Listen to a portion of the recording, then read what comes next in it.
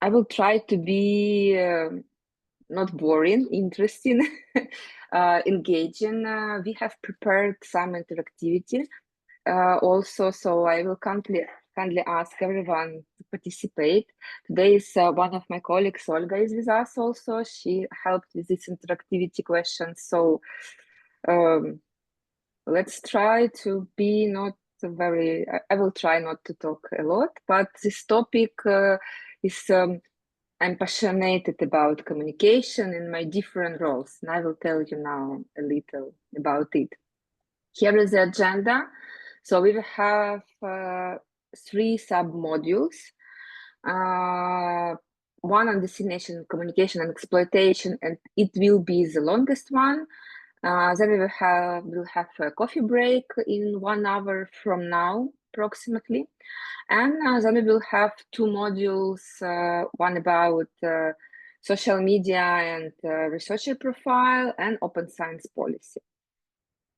We have a recording, and I will, of course, share my slides just in case if you will have any questions afterwards, or if we will have some questions during the presentation, don't hesitate to ask or write in chat. A couple of words additionally about myself. I have been started work in European funded projects in 2012. So before Horizon 2020, my first project was in FP7. And during these almost 13 years, I have been working in different organizations in different roles, but all of them were connected to European funding. I have participated in submission of many proposals for different topics, different funding schemes, and in implementation of many international collaborative projects. And in some of them, half of them, I had been taking the role of dissemination communication manager. So I have experience working in different types of organizations in higher education institutions. I'm Ukrainian, and I have started my career in Ukrainian University, National Aerospace University. And also I have been working in consultancy and in research organization, technology partners. So I have different perspectives, and also I'm very much in love with Ukrainian researchers and Ukrainian creativity. So I do some communications also in this role, and trying to promote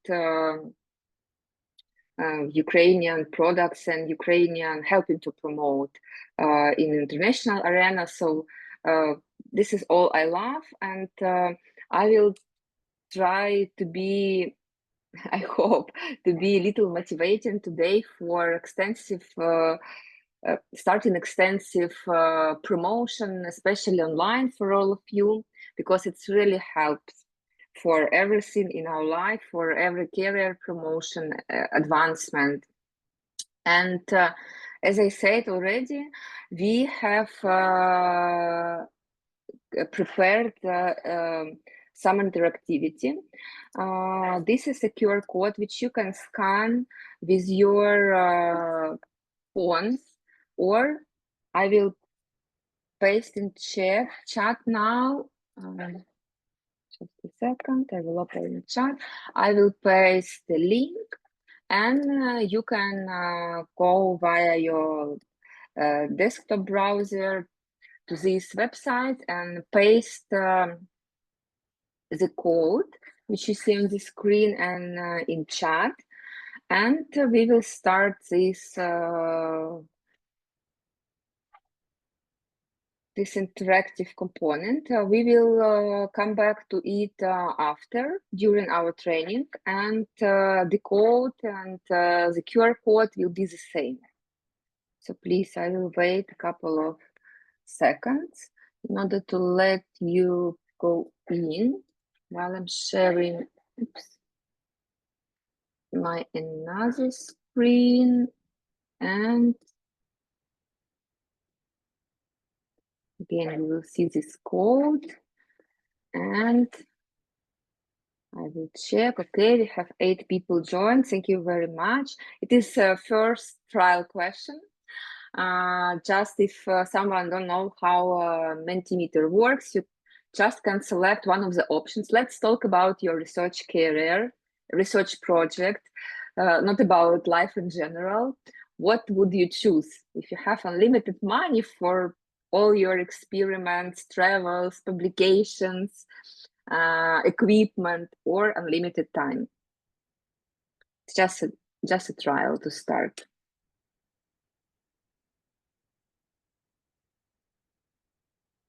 Great, thank you.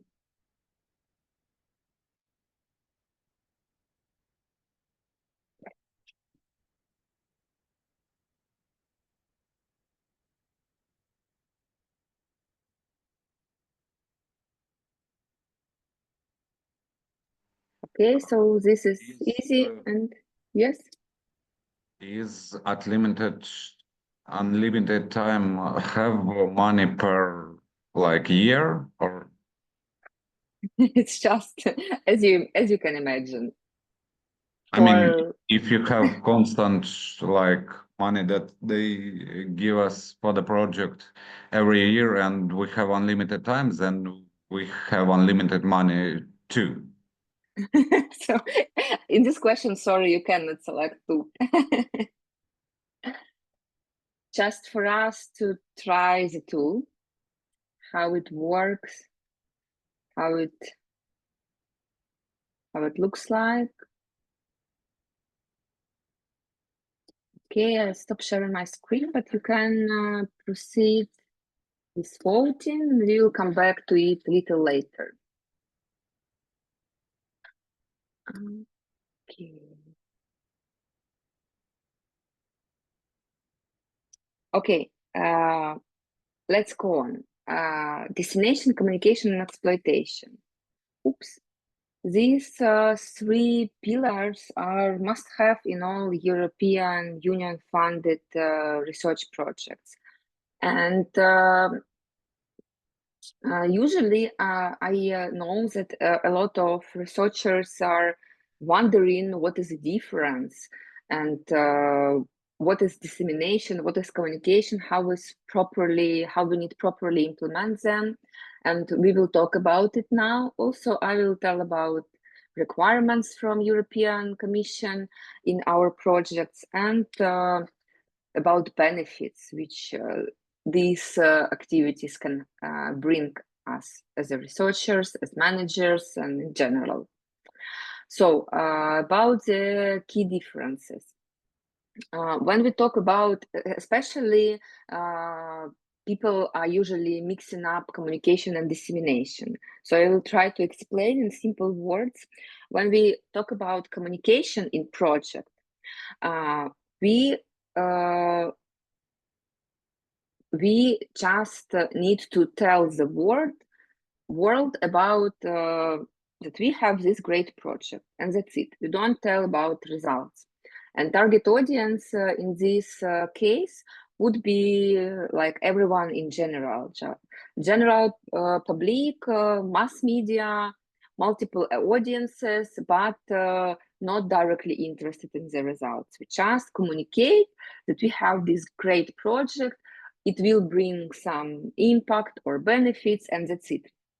When we go to the next step, to dissemination, it is already connected with scientific research results, which the project intends to produce or already produced. And our target audience will be have to be already interested in the potential use of these results in their work, in their research activities, in industry maybe. So our target audiences can be scientific community, some industrial stakeholders, or political stakeholders. And when we go to the next step, to exploitation, here exploitation is more about final results and how these results can be specifically used in different contexts. So dissemination and exploitation are about results, and communication is in general spreading the word about a project or activities. And we will come back to Mentimeter now, and I have a small quiz. You need to select proper examples of dissemination and communication activities from the list we offer. Yeah, here is it. So first slide is about dissemination. You can choose multiple answers if you consider they are examples of dissemination. So we have here research article, Facebook banner ad, open access repository, scientific conference, school visit, and workshop for researchers. Please select which of these you consider dissemination activity. Dissemination activity. This Mentimeter tool, we will save results for as a workshop materials with questions, but these questions are completely answers and completely anonymous. This tool doesn't allow to track any users, so just don't worry, be free to do whatever you want. So here you need to select examples of dissemination activities.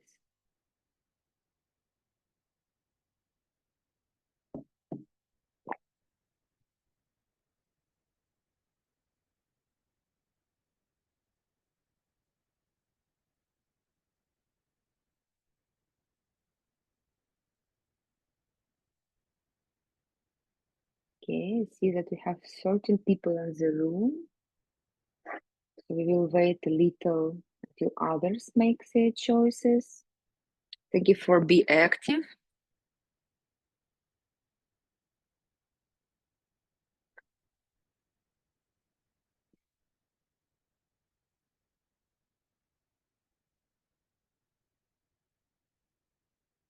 Okay, so out of this list, let's think.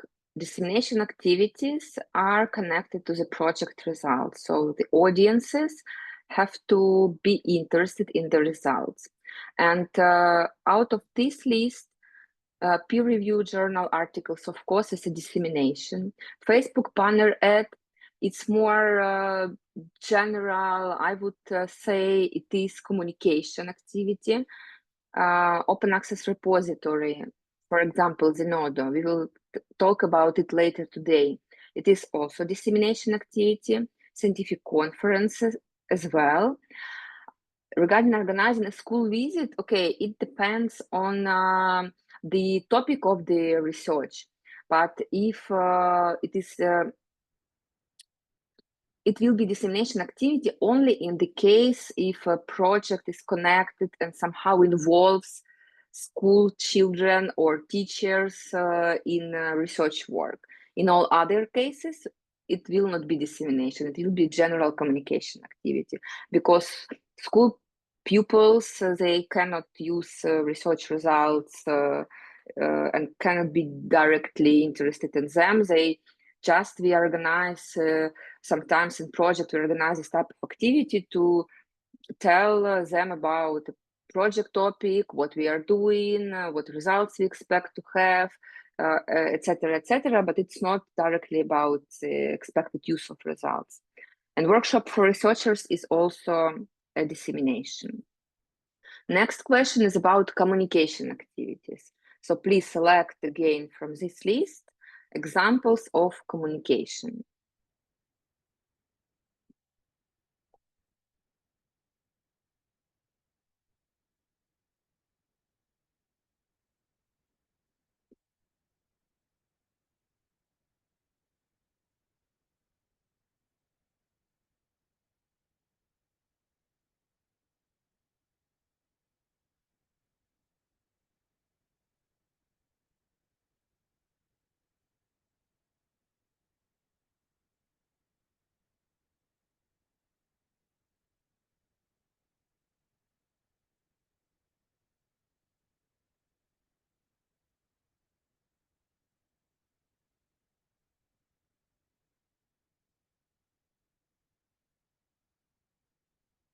Okay, great.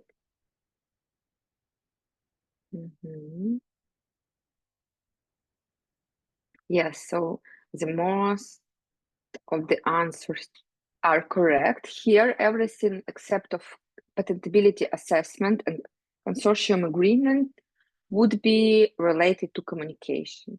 So this is about social media, podcasts, press releases, video content. All of them are communication activities. Let's go to the next last question in this series, exploitation. So please, same exercise. Here we have a business plan, scientific journal publication, go-to-market strategy, technology transfer, research conference, and patent application.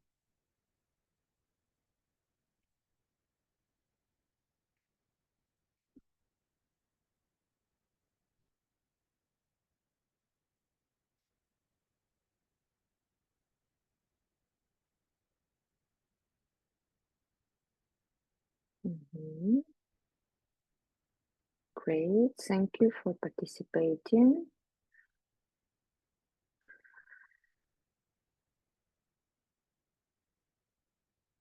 Okay. Okay, 7 people have voted. You can vote while I'm talking. Here, everything except of a research conference and scientific journal would be relevant to exploitation, because these two are more about dissemination, because exploitation is more towards industry, policy, or society, if society can uptake the results. And this is more about more market-ready achievements. So I would say a research conference and scientific journal are not in this list. Okay, I will not. I will switch again to my slides. We will come back to Mentimeter later. Thank you again for participation. And again, just to prove the understanding, so communication is about promotion of activities in general, just without thought about potential use or understanding of result, uptaking of result, just promotion, wide promotion. Of course, we can tailor our communication activities to different target audience, but in general understanding, it's about promoting to everyone. And usually in projects, when we talk about European funded projects, these activities are started from the very beginning of the project and maintained throughout the project duration. When we talk about dissemination, we need to have some results.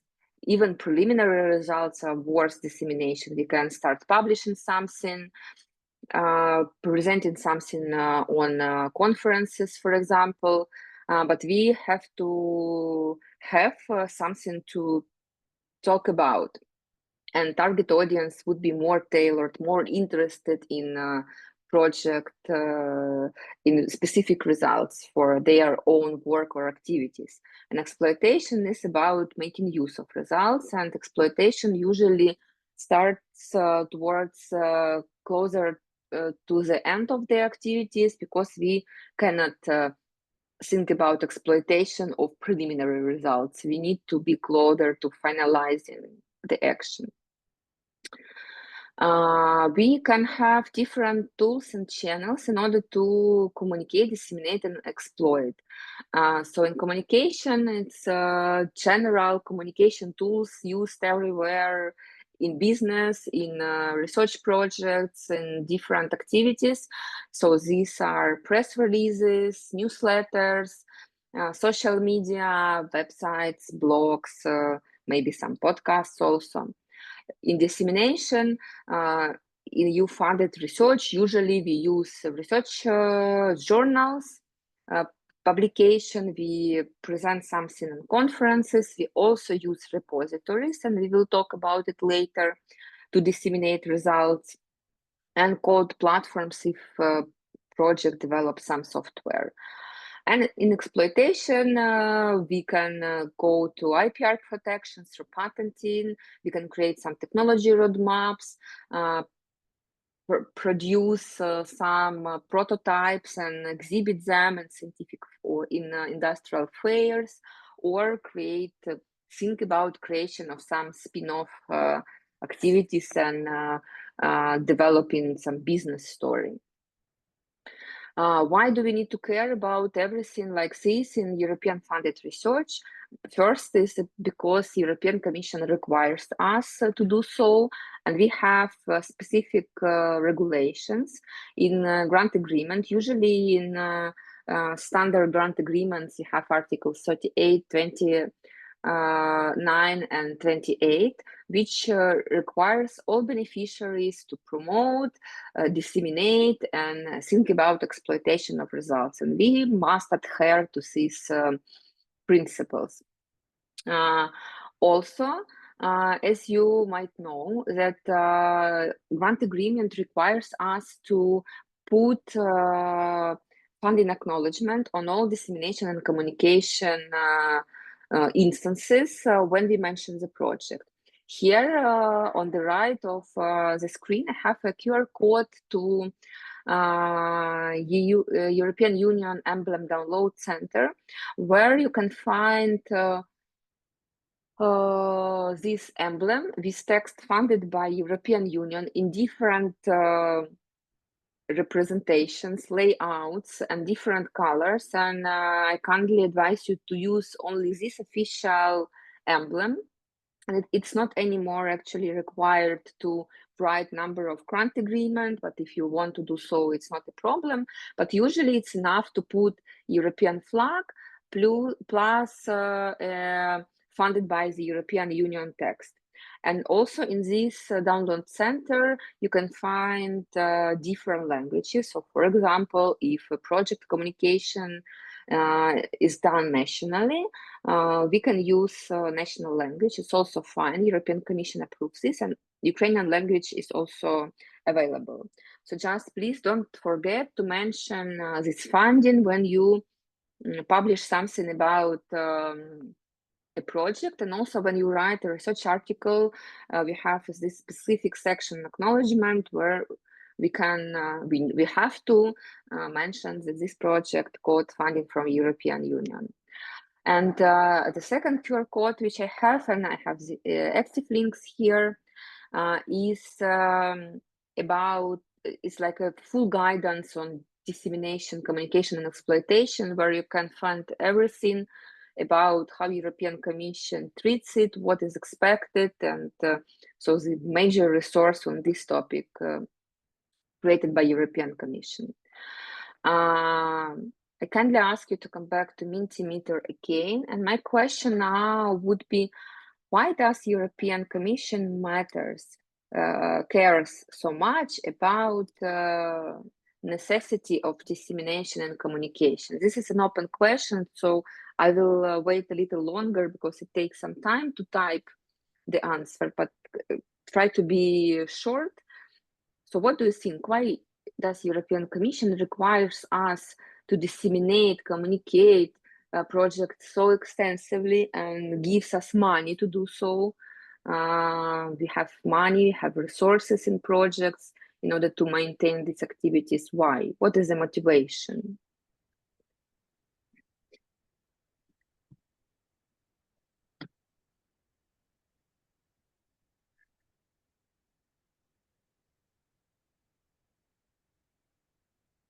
Great answer. Yes, because in project we use taxpayers' money. Yes, it is one of the correct questions. We have some more correct questions. Correct answers.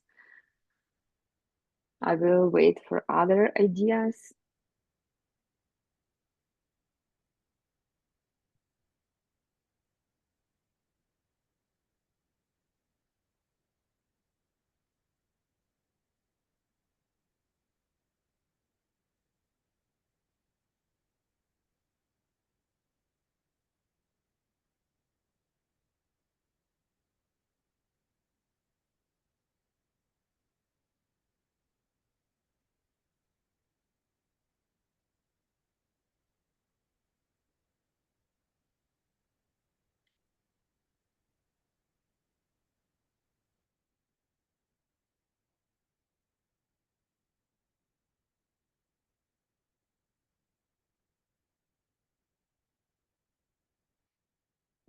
Okay, great. It is important to share with the public how the money is spent and then what exactly. Yes, so this is about transparency and the transfer the acquired knowledge so as many as possible can benefit from the research.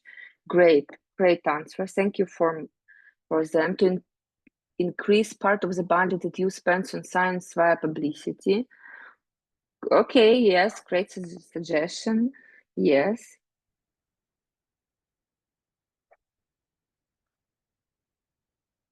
Also correct. Okay, I will come back to my slides and show you my ideas. What do I think why European Commission cares? So, of course, it first is about taxpayer funding. We have to be transparent. The European Commission wants us to be transparent where this money are spent and what great results European funded projects produce.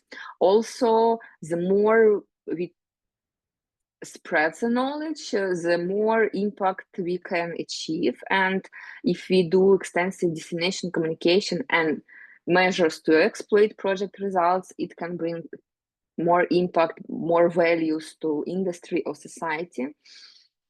Another reason is, as you know, European Commission tries to compete with some not more developed, but also developed economies who invest a lot of money to R&D, like United States, Japan, China. So European Union, through making European funded research so public, tries to showcase how excellent these results and how they can bring values globally, not only in Europe.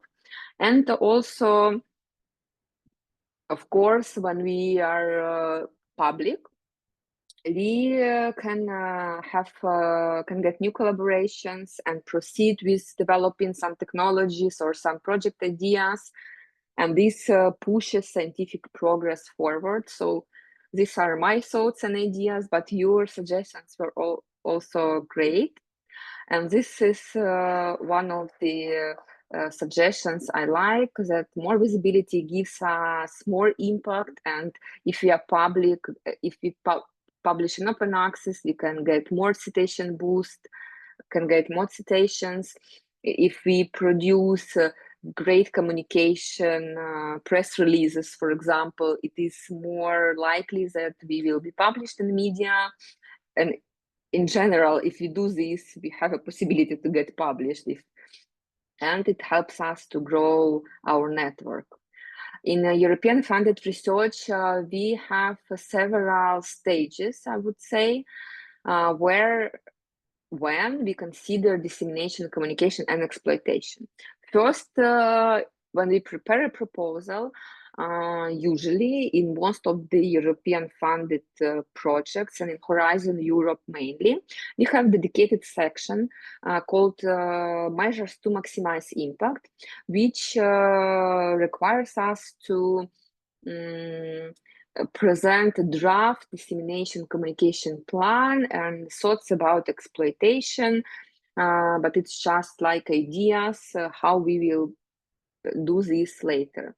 When we start our successfully funded project, we are required to develop and submit dedicated deliverable called Plan for Dissemination, Exploitation, including Communication. Usually it is the official name, and it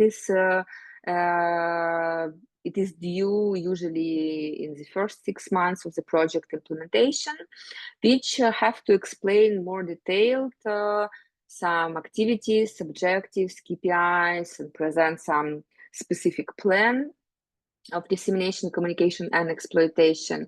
And this plan can be updated during the project duration, especially when we have some larger research projects with many partners, something is happening, project activities are evolving, some new opportunities can arise. So it is okay to tailor this plan, and usually when we have periodic reporting, we are required to present achievements in dissemination communication and updates for the future activities. And of course, during the project duration, we need to evaluate how effective our planned activities are and make some adjustments in case we don't have results that we expected. We don't have a predefined structure for this plan in Horizon Europe, but more or less we have general structure which is usually used, and it came from Horizon 2020. So in dissemination, exploitation, and communication plan, we have to define objectives of all these activities, outline target audiences. We can have different groups of target audiences, and we can have different messages tailored to different target audiences. To the research community, we can say one, and to industrial stakeholders, for example, we will say something another important information which will help them to understand how they can use results in their activities, their production, for example. Usually we have different sections for dissemination, exploitation, and communication, because as I explained, these activities are different, and we need to describe how will we monitor, evaluate some KPIs which we set, and we set these KPIs by ourselves, and who is responsible for managing these activities for the consortium inside different partner organizations. So it depends on how project is structured. Usually we start all communications in project with project identity, and in Intelligentsia, usually when we do this for projects, I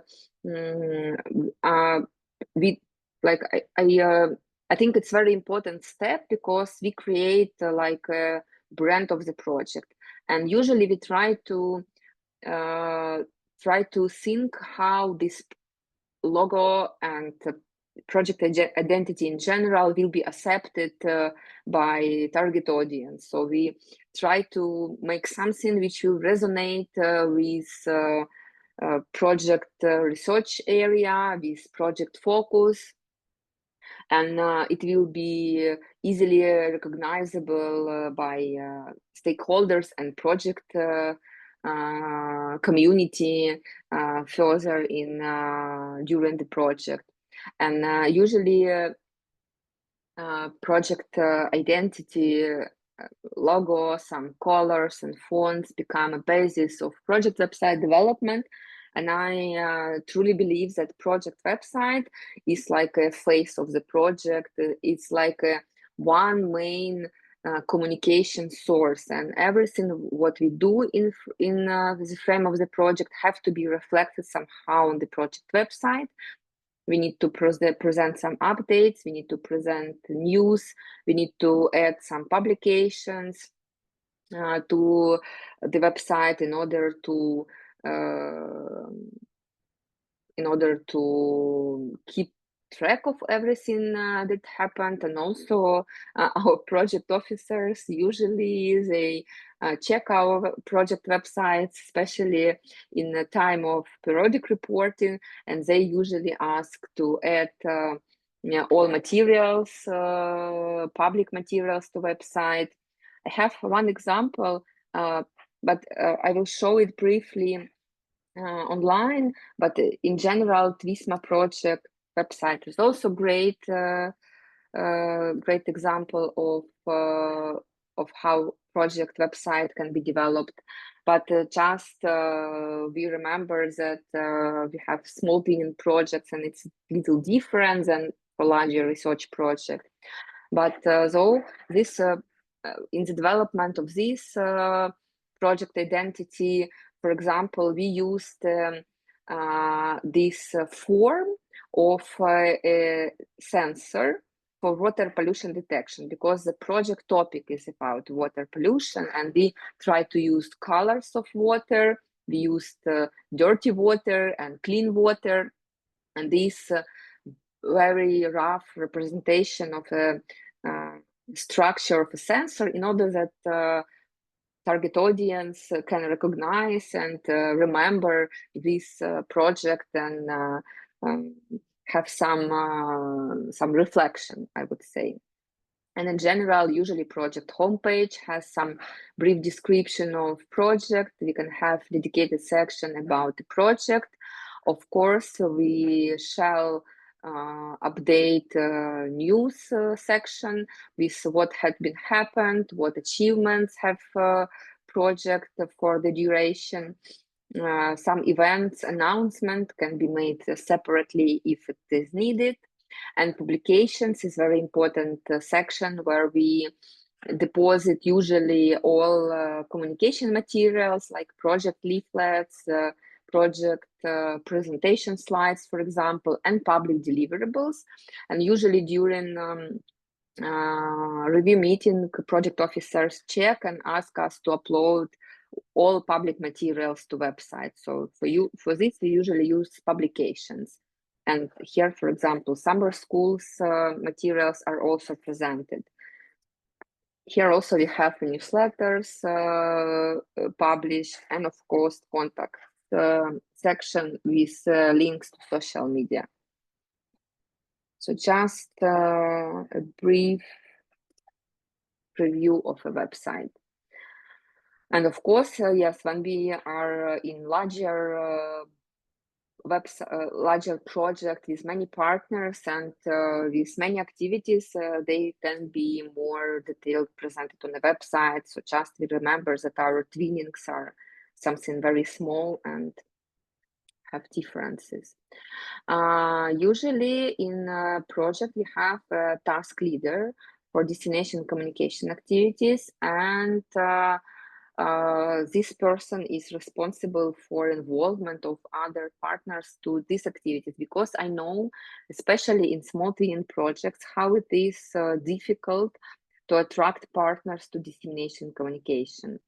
And I work in as a dissemination manager in large projects. Now I have one of the projects of 32 partners, I think, and I try every day to push partners to help me in dissemination communication, because I believe it's everyone's business, and we cannot build project audience without attracting own audiences of the partners.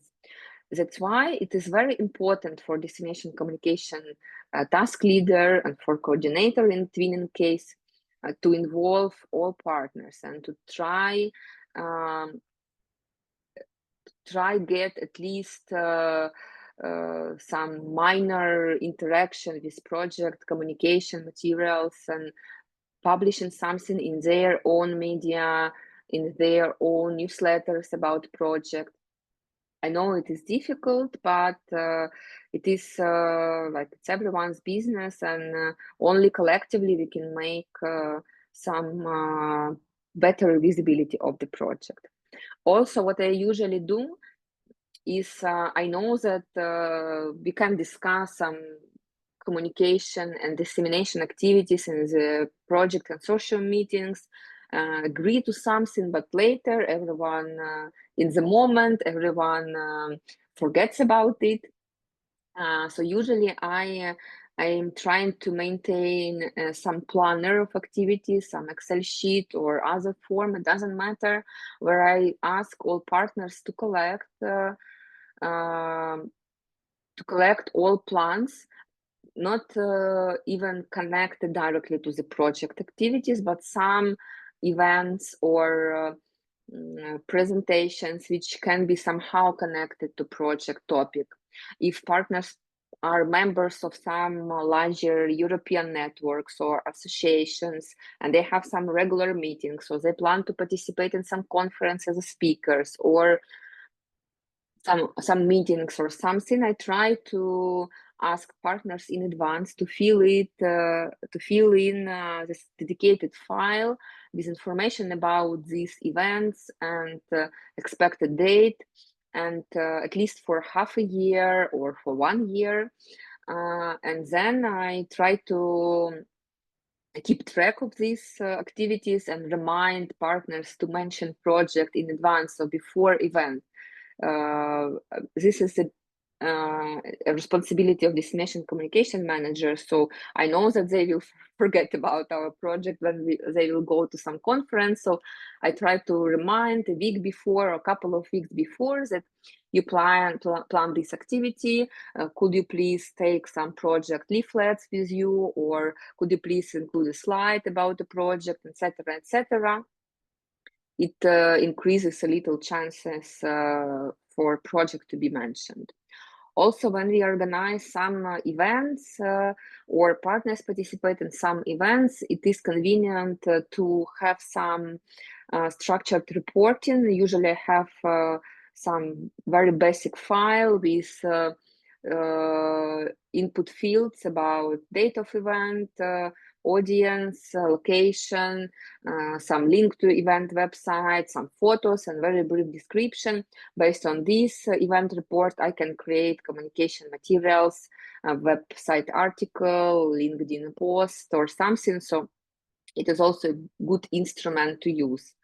And now, as all of us know, we are in the era of content. Everything is filled with different kinds of content, and people do not like to read a lot of text usually. So for some basic communication and sometimes dissemination, I advise to use some modern, up-to-date content types like videos, podcasts, infographics. It takes some time, but it is how things are working now. I kindly ask you to come back to Mentimeter again, and my next question is, we talked about why European Commission cares about destination communication. And now my question is, why do we need care as project participants, as researchers, as project managers maybe? Why do we need care about destination communication? So again, it is open questions, so any sorts of suggestions are welcome.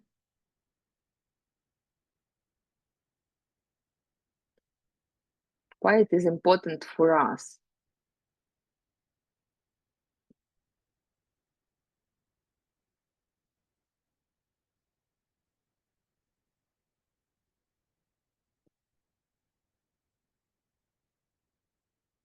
One minute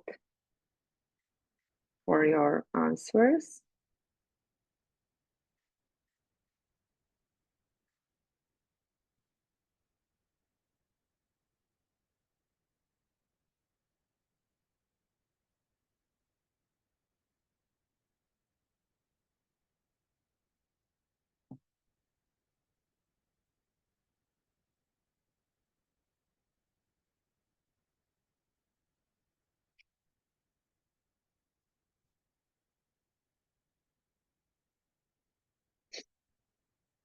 Okay, it shows that we are able to lead and communicate the project well, increasing chances to get future funding. Great.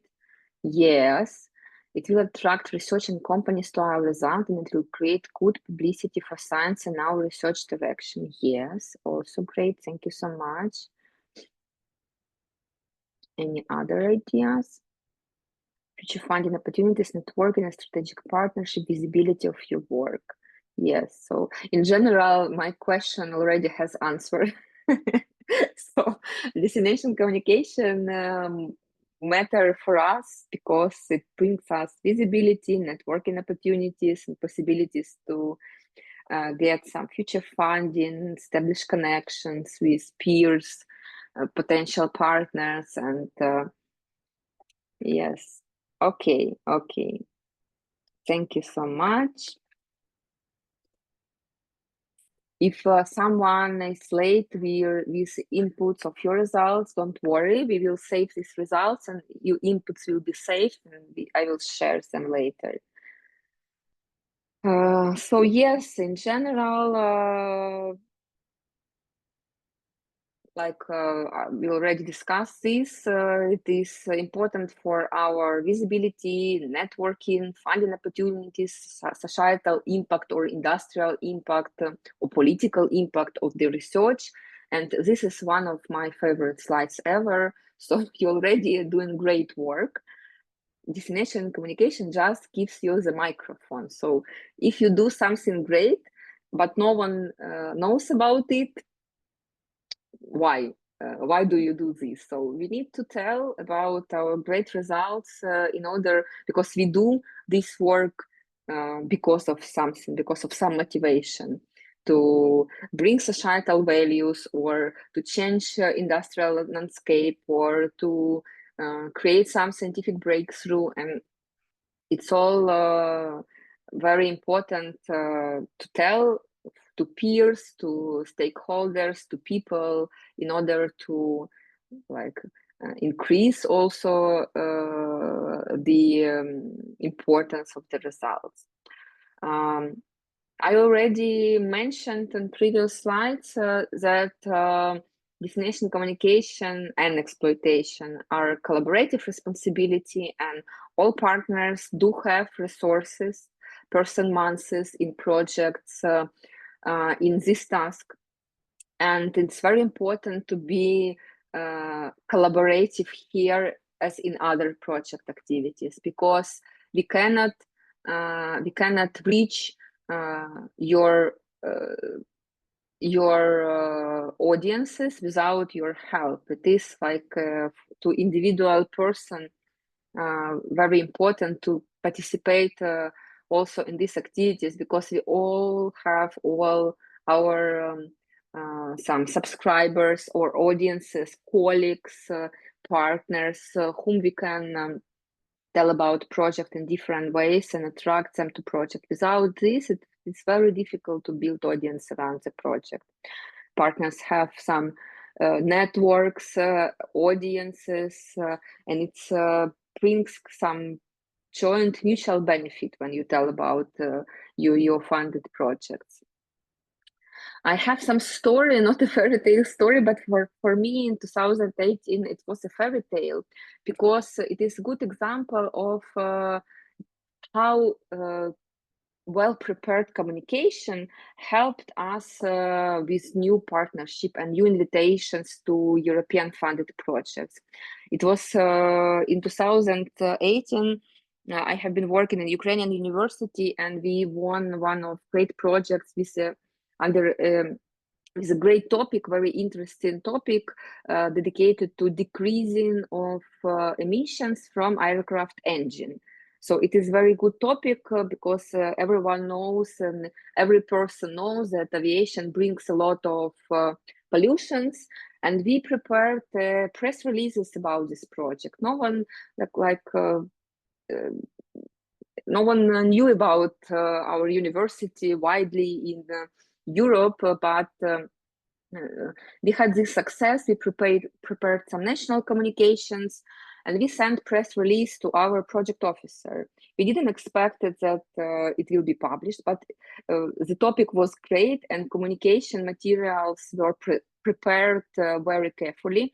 We put a lot of efforts in order to write a great press release, and it was published in different European Union media, on the Horizon 2020 website and some other official resources. So we get a lot of media coverage, and in a couple of months after this, we had participated in brokerage and info day and brokerage event on transport topic in Horizon 2020 in Brussels. It was offline. Before COVID, everything was offline. And we presented also the same university, same aviation research. And after our presentation, we went outside in Charlie, in European Commission, this district, to take some photos just before these buildings, and some man passing by stopped and say, "Oh, I know you. I know that you are from Ukraine, from this university, and I have read these articles about your new project, and we are working on some similar topics."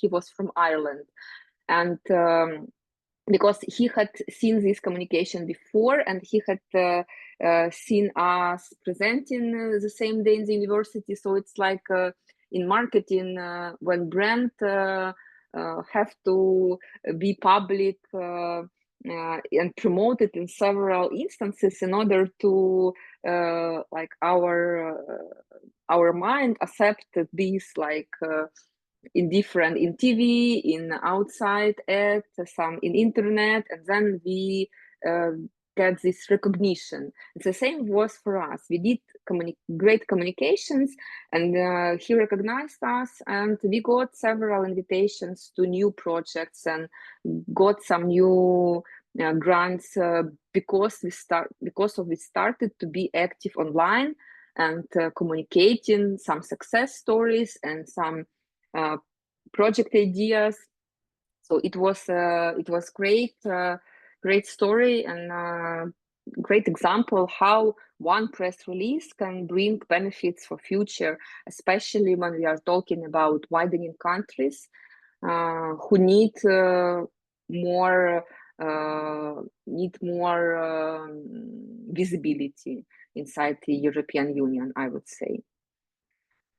It is I encourage especially Ukrainian participants to be more active in different networking events, in different communication activities, online and offline if possible, because it brings us real great connections and benefits for future. And my last couple of slides for the first module will be about exploitation. So exploitation usually is started more closer to project end when we talk about some larger collaborative projects like research and innovation actions, exploitation is must-have, and also usually in innovation actions, when we submit proposal, we need to describe some business case in the very beginning, and then put exploitation as a dedicated task. And we all understand that, especially when we are in research and innovation actions, we are not expect to provide market-ready output. So exploitation activities can be predefined by the project for some period after project end. Usually 4 to 5 years can be considered, and it is what we usually do in exploitation plans to describe how these results will be used by different partners in different areas. And we have different ways how we can exploit project outcomes. So, for example, commercial exploitation, if our research can lead to development of some market-ready products or services, commercial services, that can be used by end users like industry or I don't know, some manufacturers through patenting, licensing, or any other forms of agreements.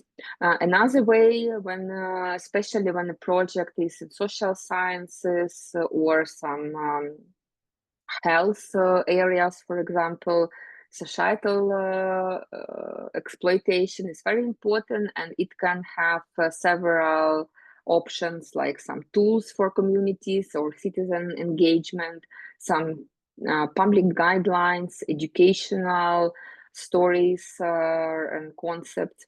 In policy, when the project can develop some political policy roadmaps, for example, some recommendations, some set up a background for standardization activities.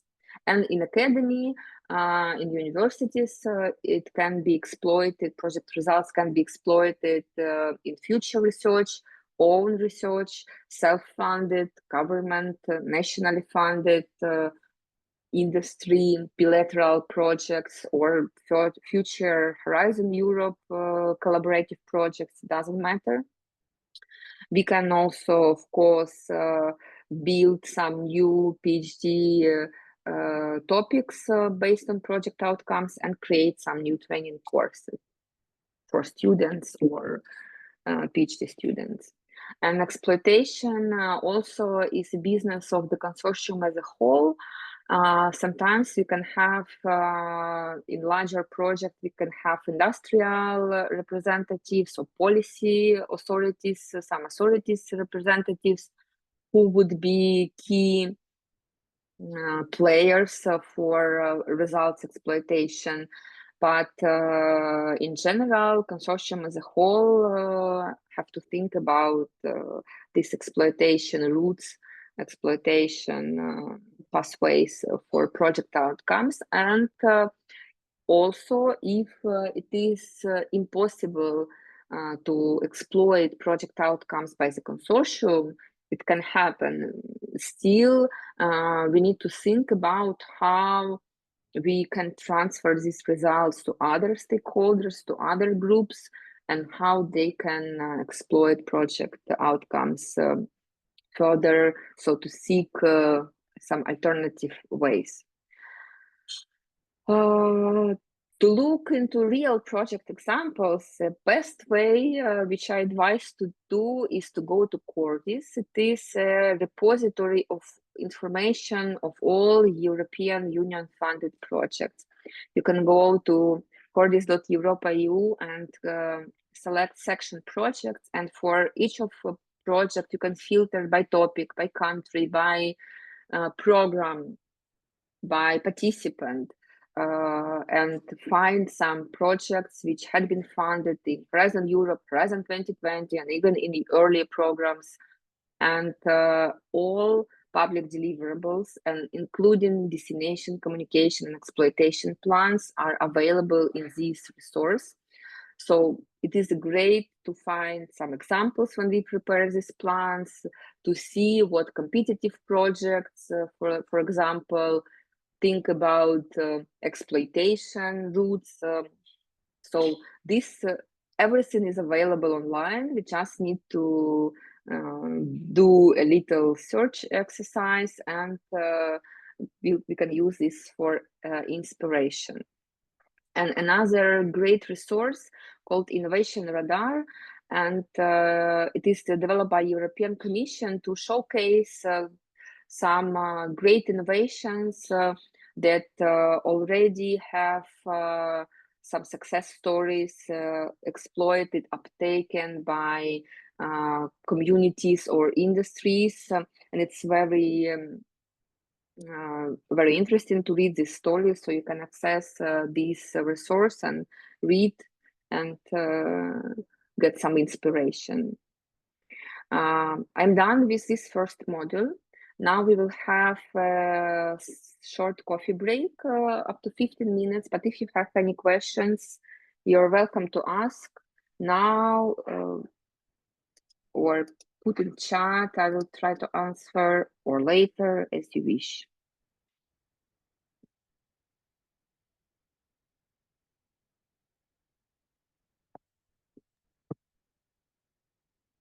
Okay, Anna, so how many minutes for break? 15 minutes. Let's come back at 11:20. In Ukraine, 12:20. Okay? Okay. Okay. Thank you so much. Thank you. See you soon.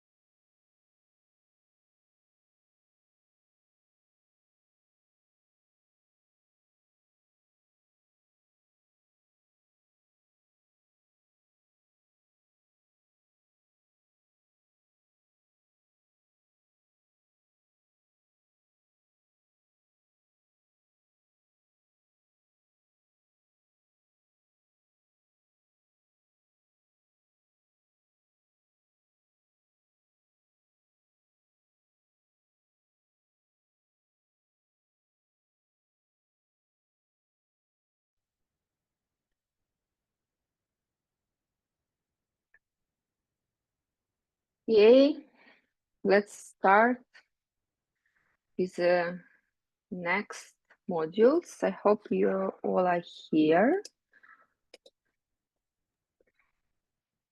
Okay, let's start.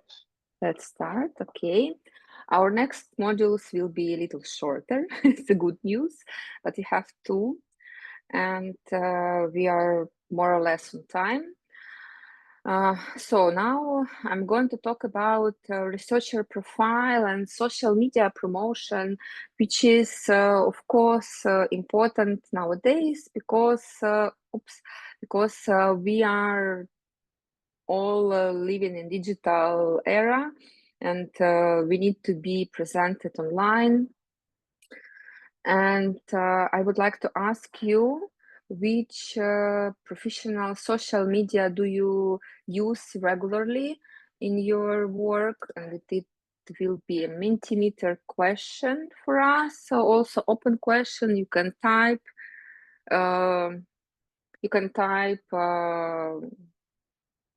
Maybe the most used and favorite one for you. Just one word. I know that it is great stuff. I know that it is very country-specific story also. In European Union, for example, Facebook and Instagram are not so popular, but I work a lot with widening countries. And in many widening countries, people really use, and even organizations usually have Instagram accounts, for example. It depends, of course, with where your audience is present. There are different attitudes in Turkey, for example. It's different. In Ukraine, it's different. So just share with us what are your preferences.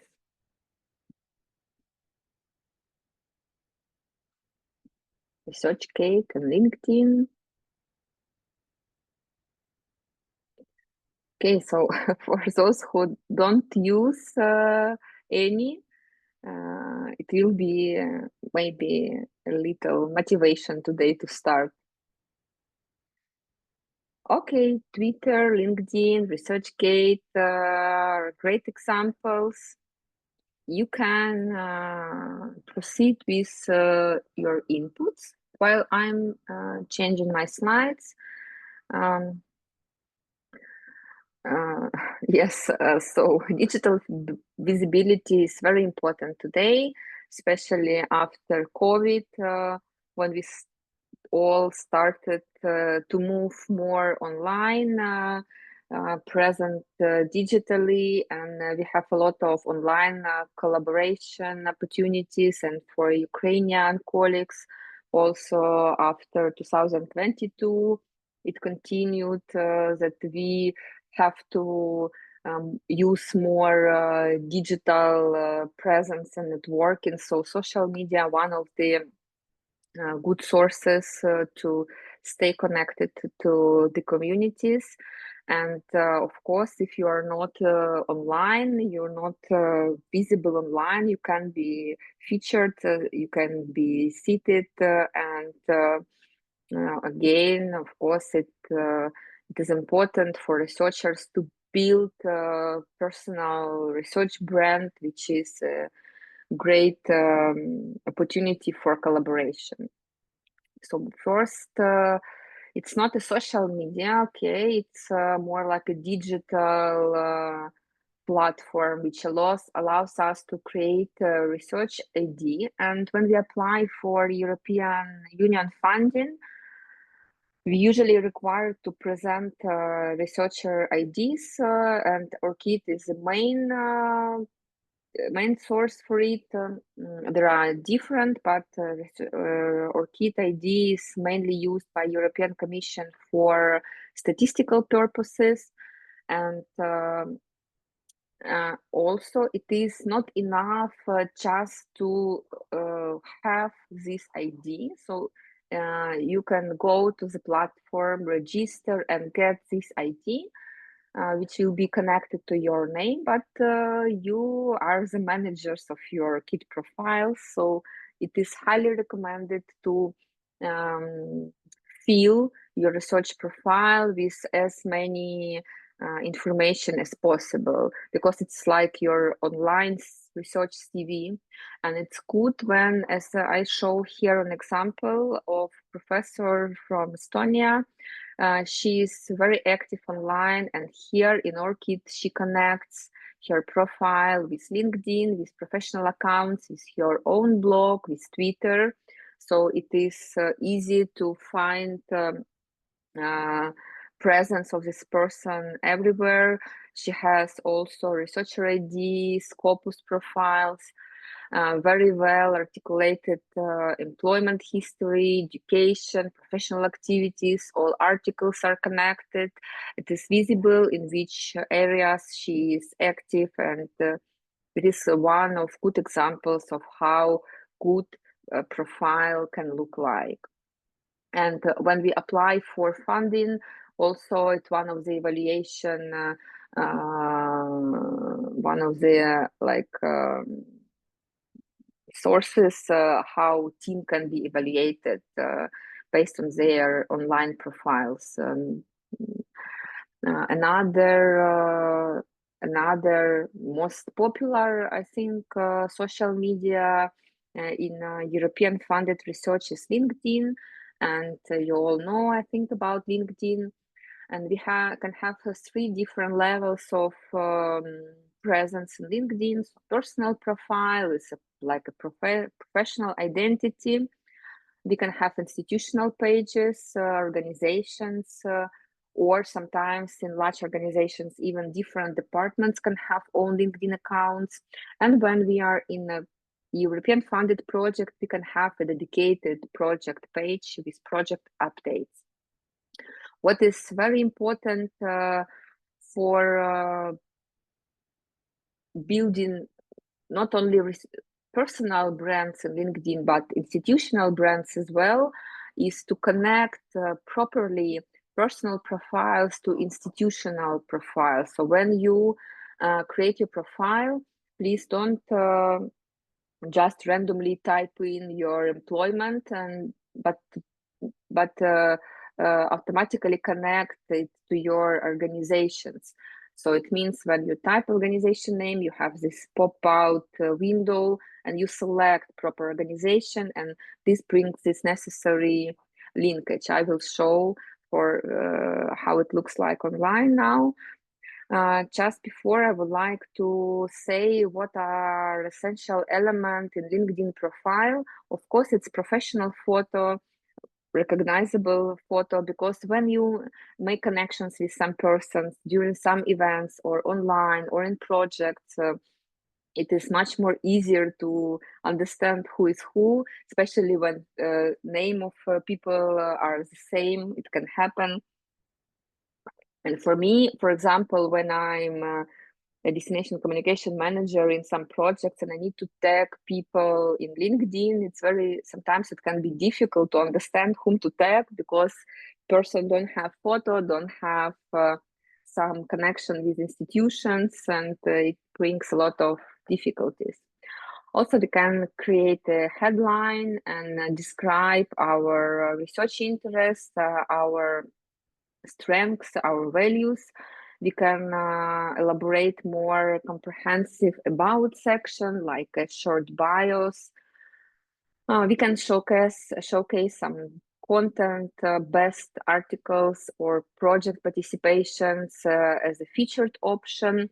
We can link LinkedIn with our kit profile or some institutional resources, and create some projects where we participate, also to help our portfolio to be more strong.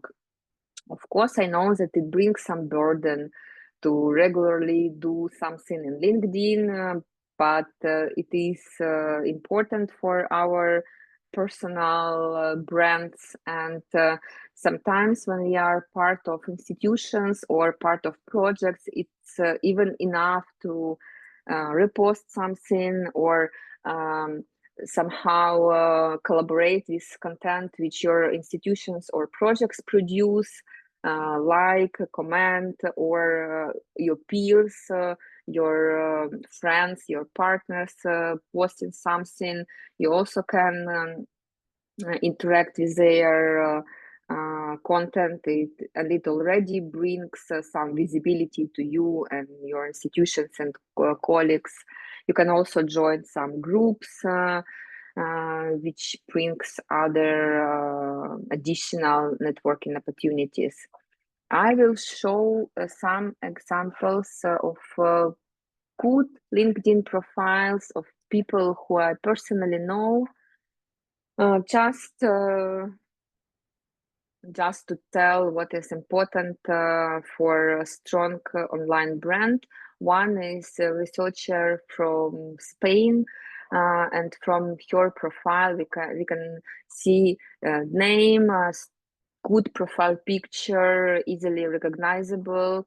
She has this headline articulated with keywords, so we understand in which area she works, she's active in. Then we have experience, track record of her employment, and what I explained. So when you create your profile, it's important to link this profile. So as we click on employment, and we can go to the official account of organization and understand where she is employed. Also, we have some projects mentioned here, skills, recommendations. It's great to ask for recommendations from your peers, not only in case if you're looking for some job, but also just to create your online presence, your LinkedIn brand. And our project officers also sometimes look into our LinkedIn, into project participants. So this is one of great examples. And also she has a very well articulated about section, short bio, and it's not difficult when she's, for example, invited in project or as a speaker. It's very easy to understand and to take this information somewhere. Another profile of another colleague who I know personally, it is less elaborated, but still it is a minimum enough to understand what she's about. So she has great profile picture, and from her background image and a short profile info, we can understand that she's working in maritime transport field. She has also linkage with institution, and not so many information like in the previous example, but still she's clearly recognizable online, and it's easy to interact with her, to make connections. So it's a minimum, I would say, that we can ensure in our LinkedIn. Next on my presentation slides, I would like to show two not so good profiles. I have hidden the names of the persons, but just to understand that it's very difficult to recognize. When you need to tag or find people online, it's very difficult to understand, is it correct person or not. And one of the common mistakes we can see in these two profiles is the use of national language. So first profile is written in Polish, second is written in French, and it's also not connected to institutional accounts. So it's very difficult to find out who is it and what the person is doing. So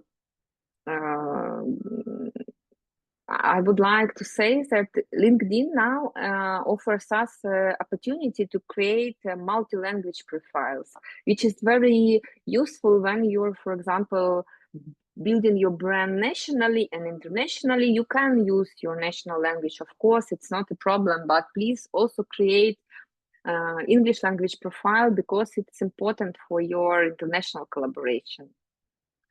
So again, common mistakes could be about profile language settings, which also LinkedIn as a source of search in internet. As a CEO, search engine optimization is also important to include. It can be very good findable online. When we Google someone or Google some research in some topic, we can find something in LinkedIn. It is very well optimized, but only if we create these correct profile descriptions with correct keywords in our bio, in our about accounts or headlines. So if you don't have this, it limits your visibility, of course. This is about project promotions on LinkedIn, and I have a screenshot from European Commission presentation made during Coordinators Day on Twinning, which tell us how we can communicate in social media European funded projects and why. So it is a low-cost channel to promote projects, to promote partners, to promote activities. It brings us visibility to very wide audiences, because in LinkedIn a lot of people are registered and very active, and of course it is a requirement set out in the grant agreement to be active in social media, to communicate project.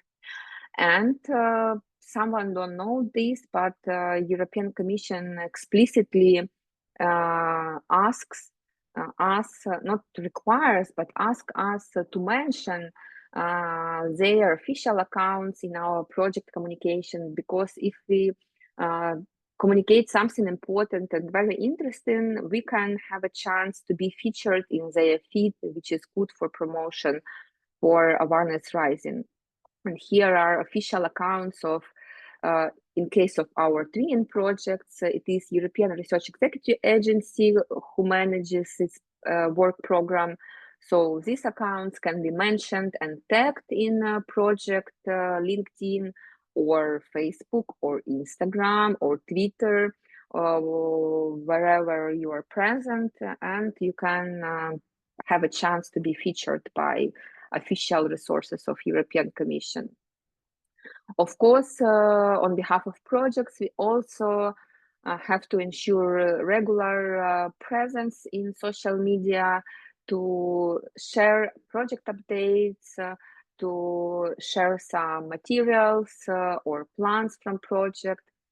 And I highly recommend to, when we post something on behalf of project on project page, I usually tag all partner organizational accounts and individual accounts of project participants, because it increases our chances to be visible, to be liked or reposted, because as I said before, engaging partners, individual communities is very helpful for project promotion.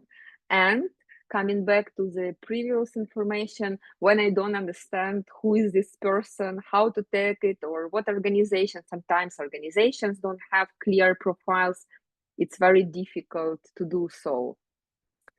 And what I have recently learned from discussions with my colleagues, that in LinkedIn, when we post something about project, what we did earlier, we included links to project websites. So for example, we put some information and say, see more, and give a link to website, organization website or project website.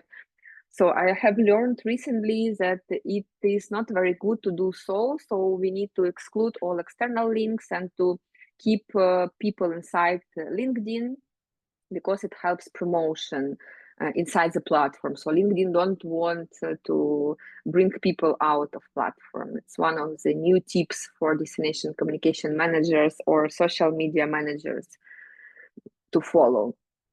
These slides clearly shows how partners engagement can be useful for profile promotion in LinkedIn. So it is a real example from one of the project profiles which I'm running. And only 16 reposts, only 16 people reposted this post in LinkedIn, and you can see the statistics boost, impressions boost, which it brought us.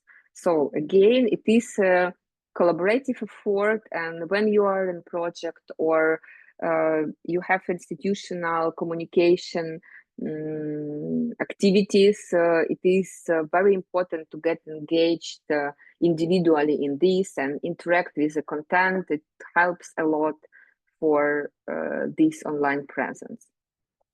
Another social media which is widely used by research community is ResearchGate, and it's good for sharing of your research outcomes, engaging with some peers, colleagues, partners. It track citations and impact, and allow to mention your co-authors. But again, when we come back to individual profiles, it is very important not only to have it, but at least to fill it with important information to build your online presence correctly. So we have one example here is it has a photo of a person, employment, link to personal website or institutional website, clearly articulated affiliations, some journal roles, and I will show a couple of other profiles online, again from people who I personally know. One is from Poland. It is clear we have position of person, current position. We have some brief description of keywords of research areas of this person. We have the skills and expertise connections, which are great for search inside the platform. So it is active fields, keywords, which provide opportunity for discoverability online.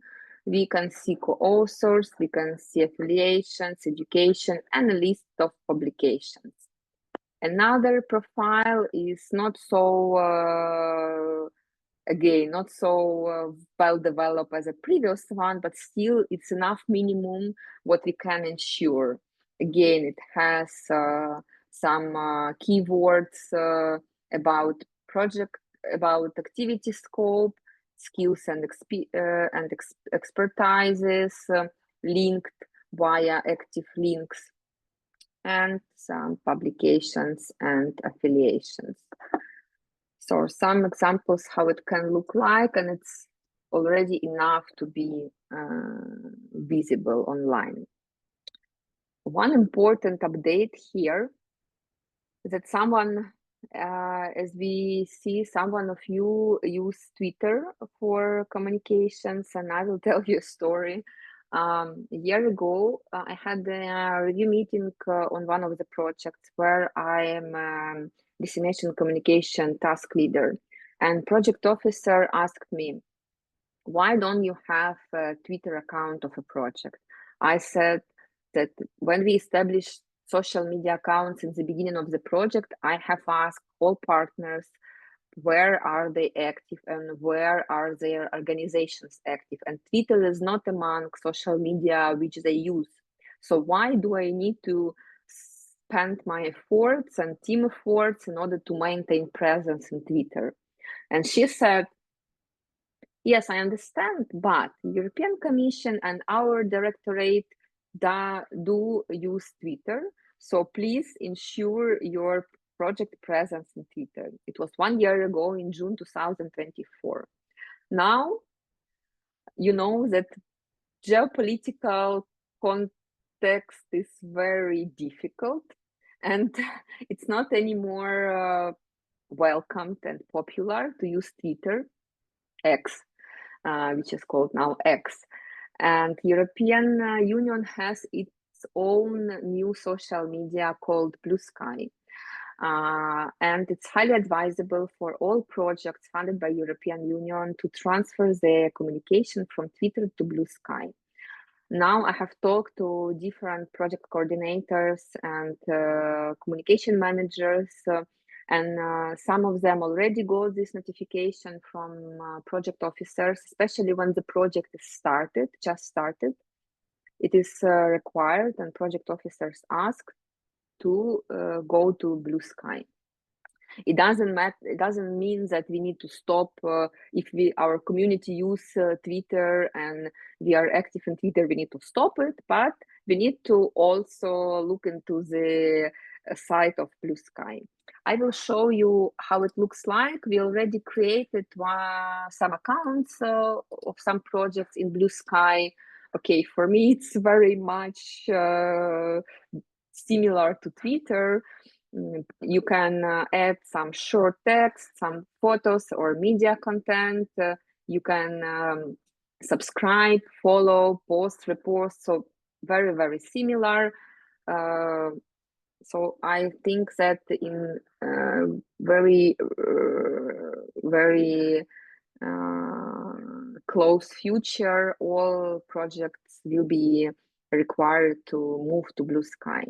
So it's just for you to know and to take also this opportunity, because when some new social media is created, it's very good to be first who use it because it can bring more opportunities for promotion. Okay, it is all on module 2. If you have any questions, you can ask now, or we can move to the last one. Will you create Blue Sky account for TWISMA? We are in the last year of the project, right? The project finishes this year. Yes. I don't think we will be required to do so, but I highly recommend to do it for new projects. I don't think we will be forced to move for the last project period. But for projects in which we are in the middle or in the first year, we already did it. So it's not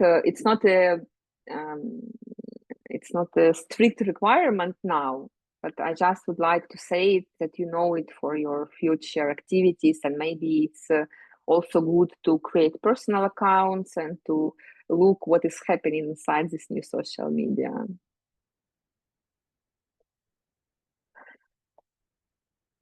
Things are changing. Okay, let's move on. Our last module is about open science. It is also very important feature when we work in European funded project, when we work in collaborative research. Maybe some information you already know, you already use, and I will not tell something new, but I would like to cover this topic because it's very important. And in general, open science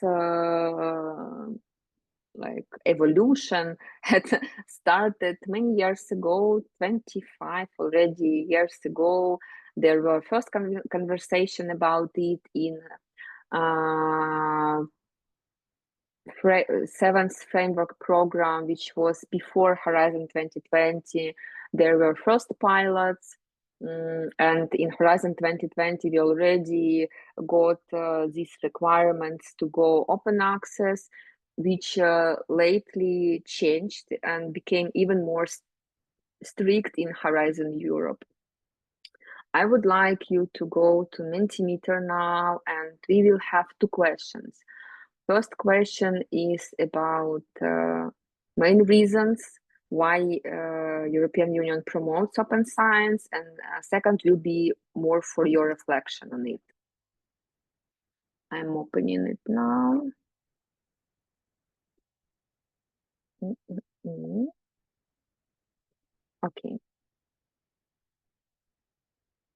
Okay. So it is an open question.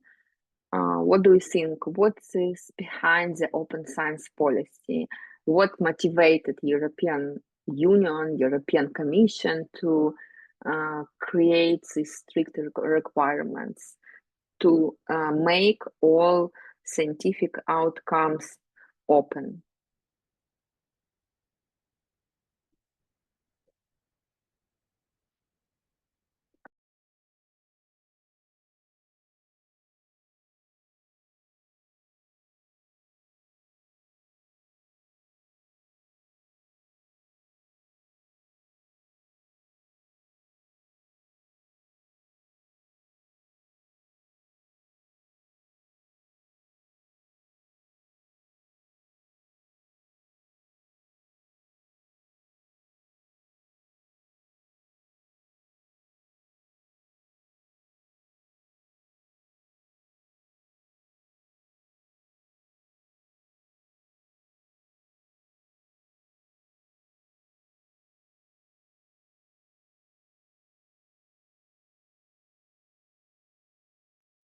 Okay, results created for EC funds should be accessible to anyone. Yes, just use the safe hub.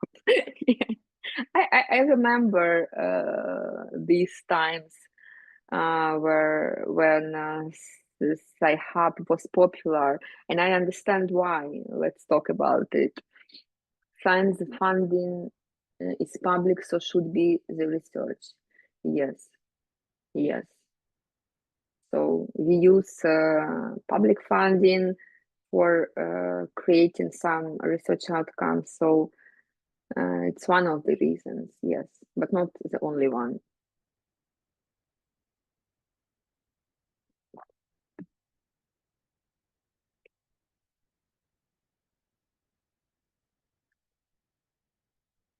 Any other ideas?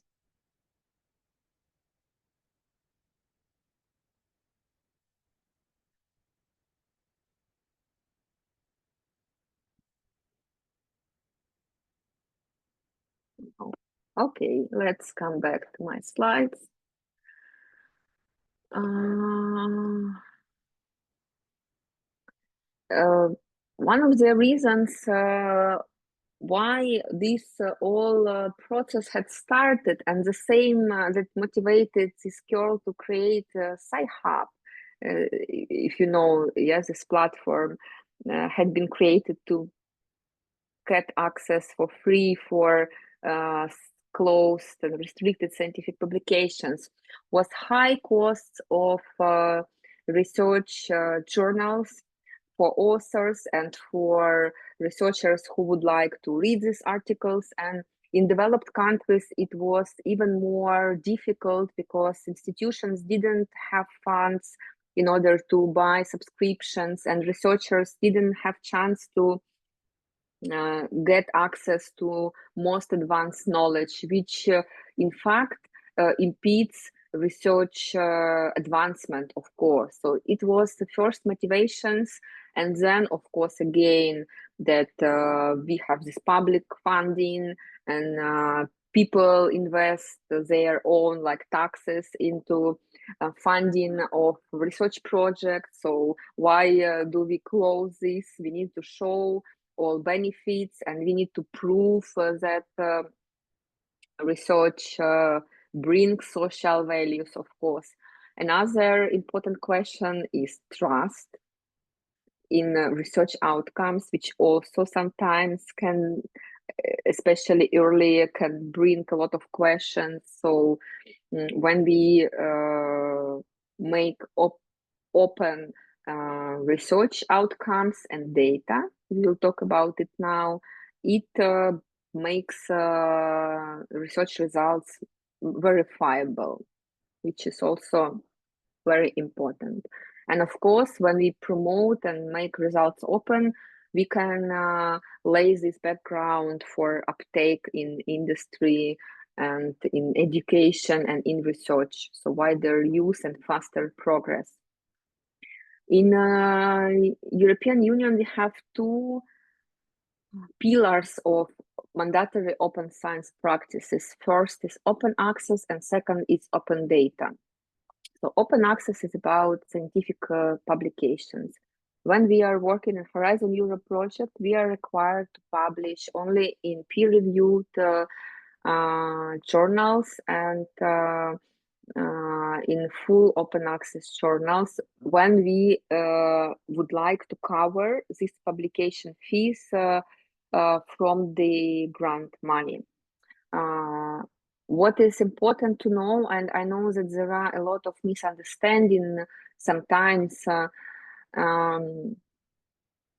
that early in Horizon 2020, we were allowed to publish open access in any kind of journal. It was important that our article is open access. Now in Horizon Europe, it's not anymore like this. Now all publications have to be published in only full open access journals. It means that the journal provides options for open access or not open access. It's so-called hybrid journals. They are not eligible anymore. So if you are publish something, please go to the website of journal. They all have open access sections now and full description of open access policies. And only if all publications in this journal are provided in open access, only these journals are eligible to be covered by project funds. No embargo period are allowed anymore, so all publications have to be available immediately upon publication, and they have to be also deposited into the trusted online repository. I will show it also, and also all data information which had been used in this research in order to make conclusions presented in these scientific publications have to be open as well. I will explain now. The largest open access repository which can be used for datasets, publications, presentations, and reports or software is Zenodo. It is a free tool developed by European Union, by European Commission in order to promote this open science policy.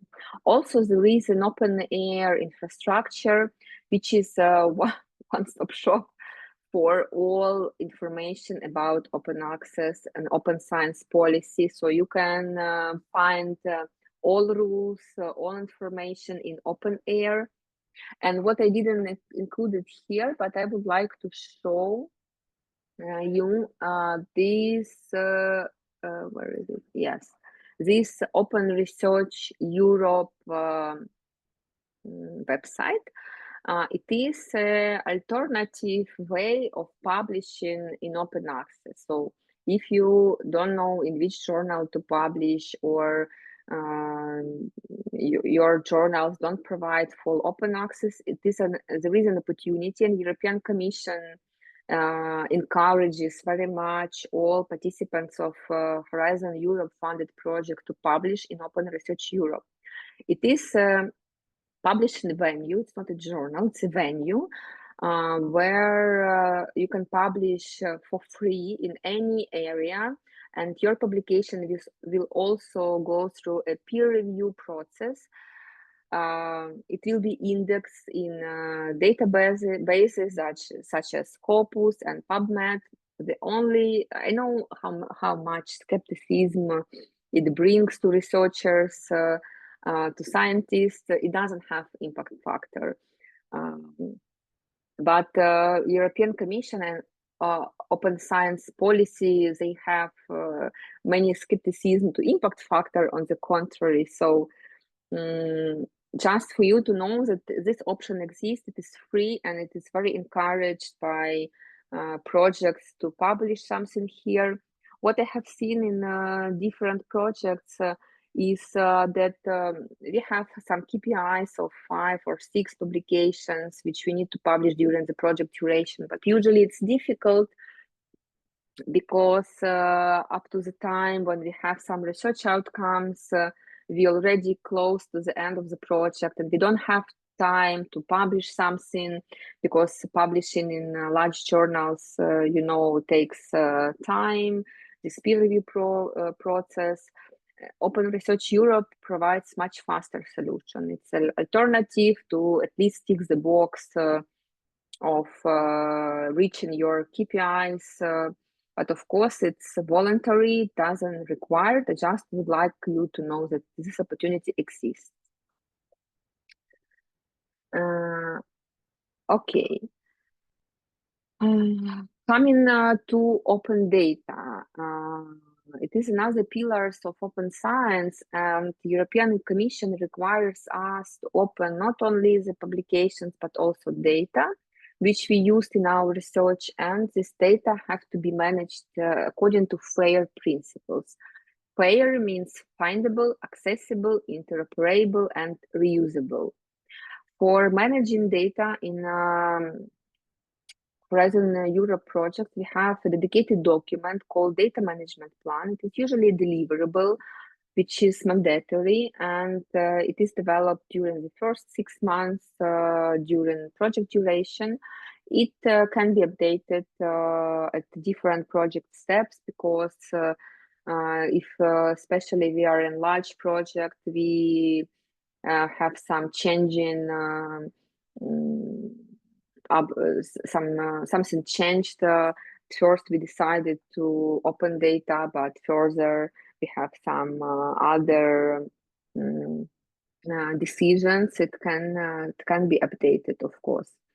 What we understand when we say data, so we can have raw data developed by some software or experimental equipment.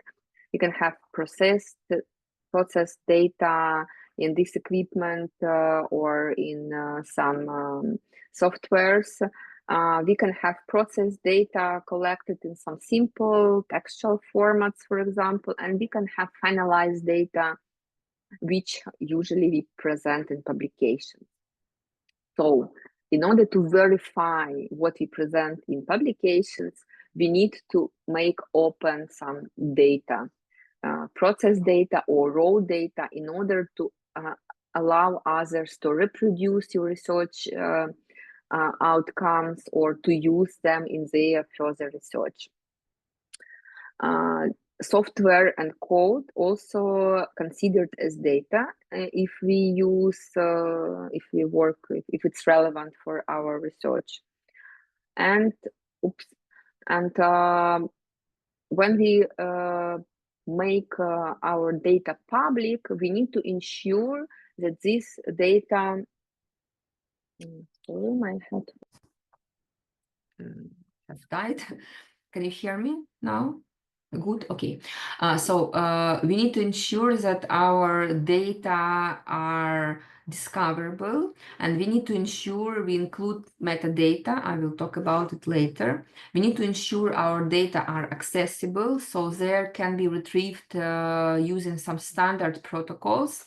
Interoperable, so we need to save this and store this data in standard formats that others can open these formats, and we need to provide a clear description of data types, data processing methods, and everything, in order to make them reusable, to ensure that others can use this data in their own work.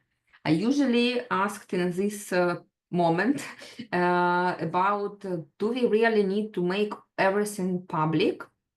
And I have this slide with which shows answer, and the answer is no.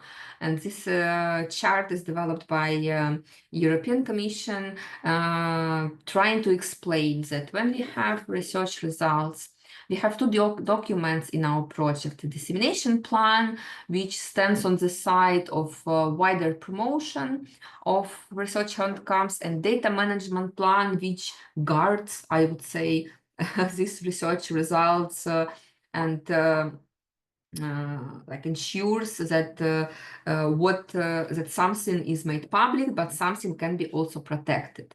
So when we have a decision to exploit or protect project results through IPR protection methods, of course we can do so, and we can keep data restricted. And go for this patenting or other forms of protection. But if we make a decision to disseminate, to publish open access publications, we have to make data public, make data open, and deposit them into the research open repository, same as the manuscripts as well. And allow access for others to use this free of charge. And of course, if some data are also considered restricted because of further intentions to exploit them or protect them, they can be restricted. So it is up to consortium and to partners to decide what we make public, what we make restricted, which outcomes of project considered open or restricted, but we need to remember that if we publish open access publications, we need to make data relevant to this publication open. We make data open through open access repositories. We have Zenodo, which I already showed, and I will show it now online. And also some institutions, large institutions can have own repositories. And if this repository is structured in an appropriate way, and if it is open, fully open, it is also fine to use internal repositories for publication of data and manuscripts. And in terms of Horizon Europe, it is fine. It's not a requirement to use Zenodo. It is one of the examples from Delft University of Technology, and the repository is called 40U Research Data, and it has all necessary information about the data sets published, so title, DOI, digital object identifier, same as we have for articles, which we can see it. We have metadata, which are format, which are keywords, which can be clicked and discovered. We have categories. All these are considered as metadata, and DOI is also metadata. It is everything that can help search engines in internet to identify and explore this data. And we have also here some licensing context. I will show you how it looks like in Zenodo. It's the same structure, like some random data set has its title. So it's a data set, from acoustic sensors. We can see authors, and you see that here in Zenodo, everything is linked with a personal ORCID profile. And if we click here, we will be transferred to profile of this person on ORCID. Oops, I need to come back. Yes. So it's very interlinked with other resources, which is great also for discoverability. We can show affiliations of these persons. We can see here more description of affiliations. We see here to which publication published in open access these data are relevant to. We have a description detailed of what these data are about, how they were retrieved, what methods we used, some taxonomy, description of structure of this data, condition of use, so licensing, acknowledgements, and files. So these data themselves, here we see some audio files, some tables. So this is how deposited data look like. And here we also have citation rules, DOI, keywords, and you can click this machine listening, for example, and find other data sets or software codes or publications related to this topic. So it's very easy discoverable.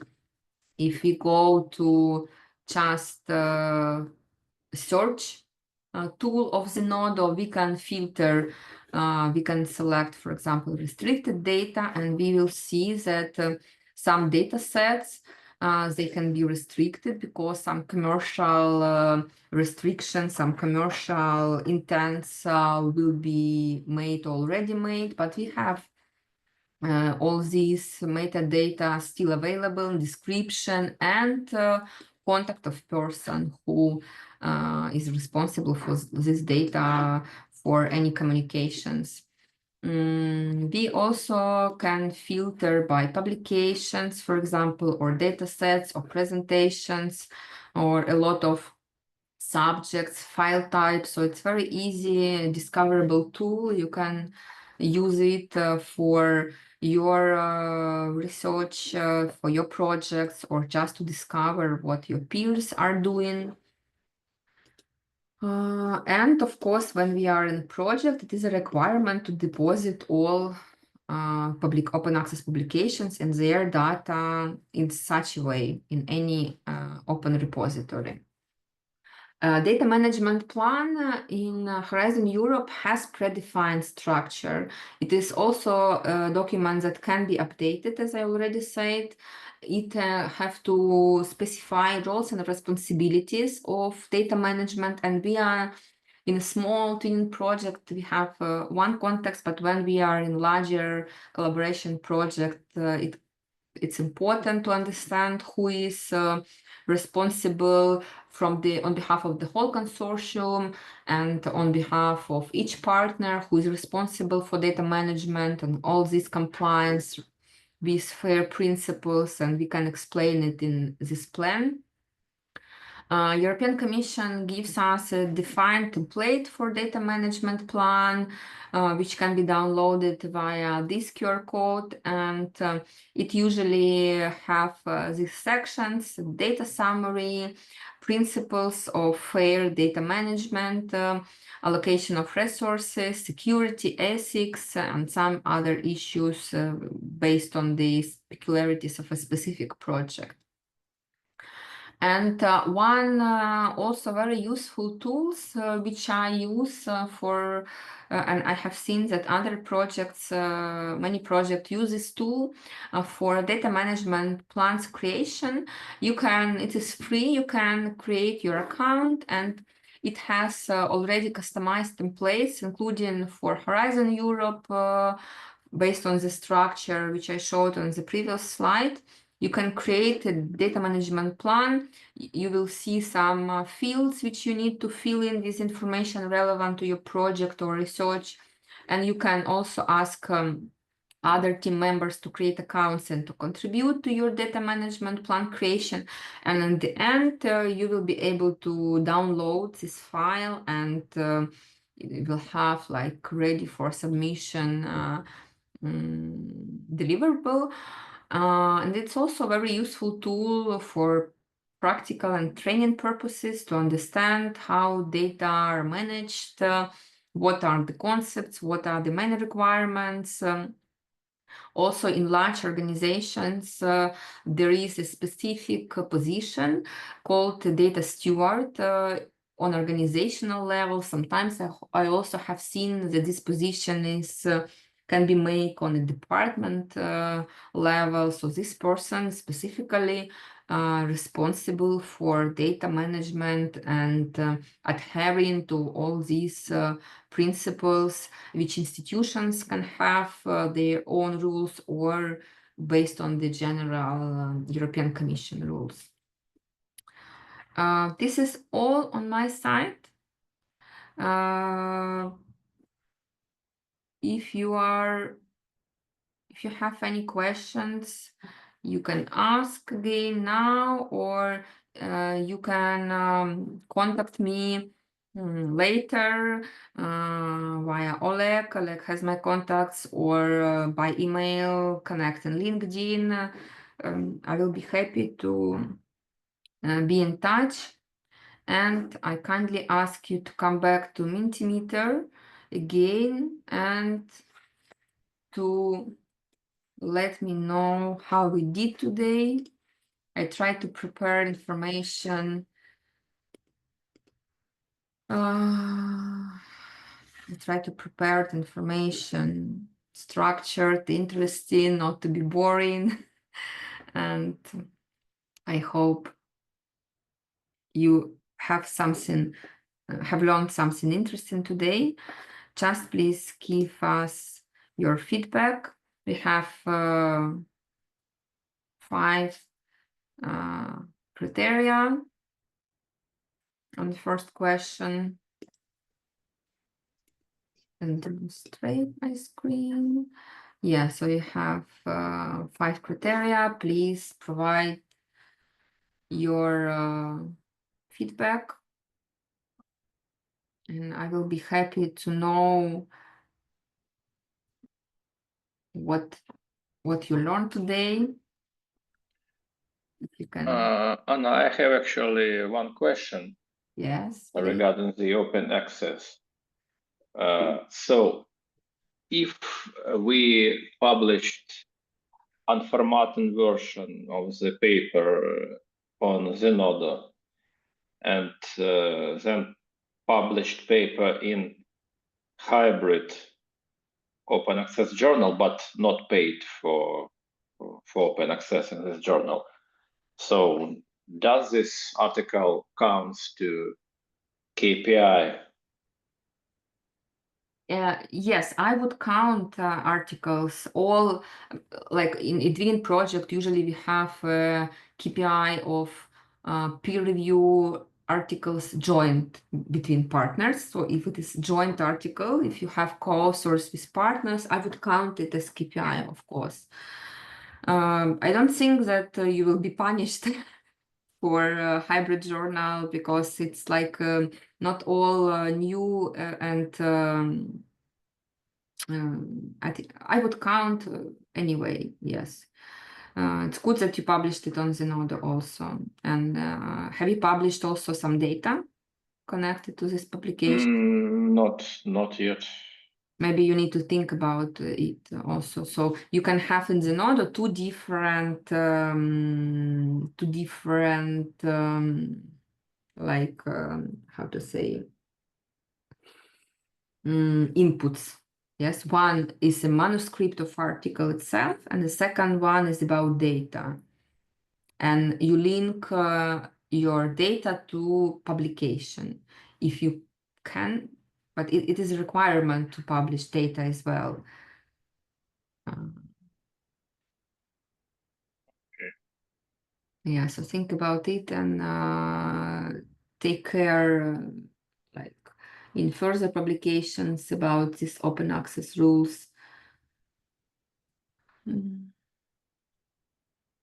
I would count. So here is a question of costs eligibility also, but you know that some monitoring can ask why you paid for publication from project costs for some uneligible journal, but I think everything will be okay in this specific case. But for future, just remember to check this before, and maybe to consider Open Europe as a venue.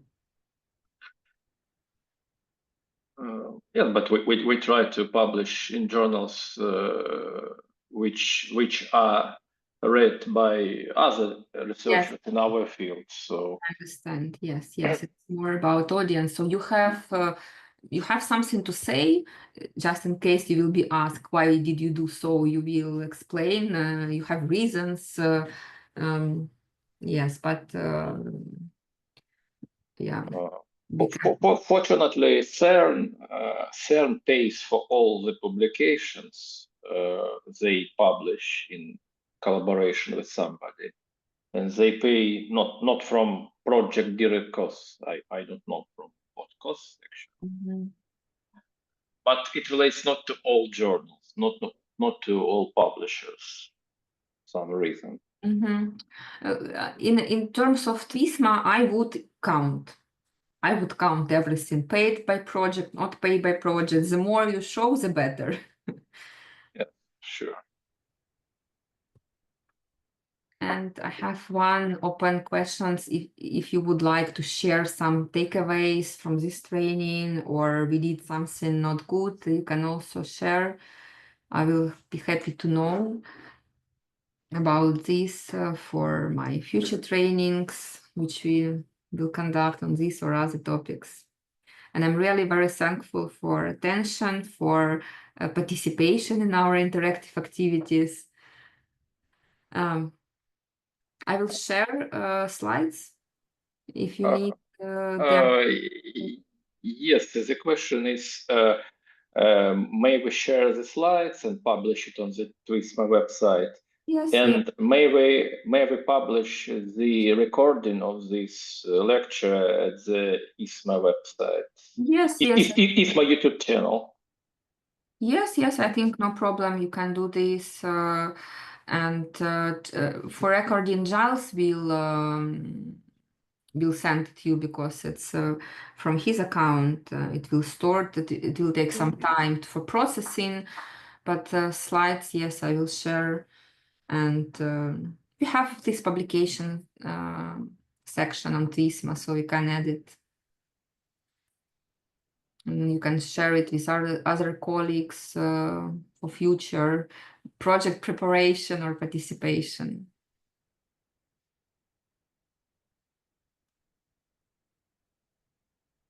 Okay, Anna, so thank you so much for this not boring lecture, at least for me.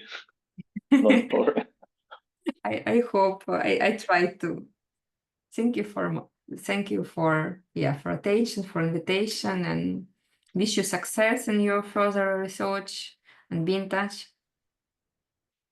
Yes, let's be in touch. Thank you. Thank you to everyone. Bye.